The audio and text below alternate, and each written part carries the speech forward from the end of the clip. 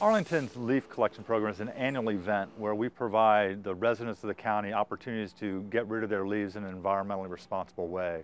We offer really two aspects to the program. There's the bag collection program. It's on a weekly basis, and it's the day after your scheduled trash collection days. It's a very reliable program.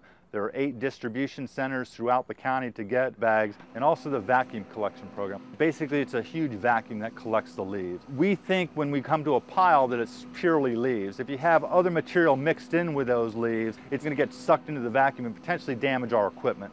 We also ask you to separate them from a parked vehicle, and we need about 10 feet of clearance because we have to get the hose relatively close to the curb and gutter line, and then the truck needs to negotiate around the parked car. We also ask residents not to put them close to storm sewers because, again, they have a tendency to blow and migrate, and we don't want the leaves going into the storm sewers if possible. Every year the leaves fall, but when? How does Arlington's Department of Environmental Services know when to begin the program and where to go first? It's all in the science and analysis, historical data, and your feedback.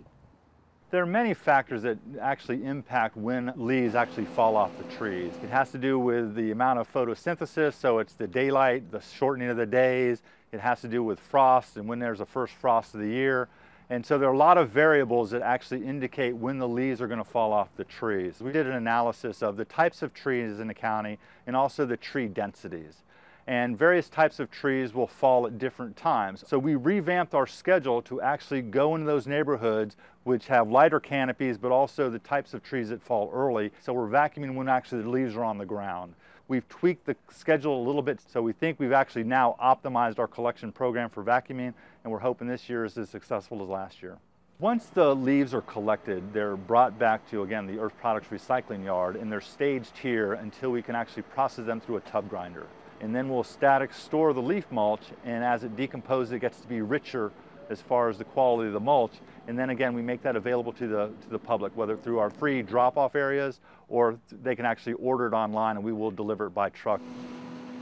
DES has implemented several ways in which you can find out exactly when the vacuum trucks will be in your area.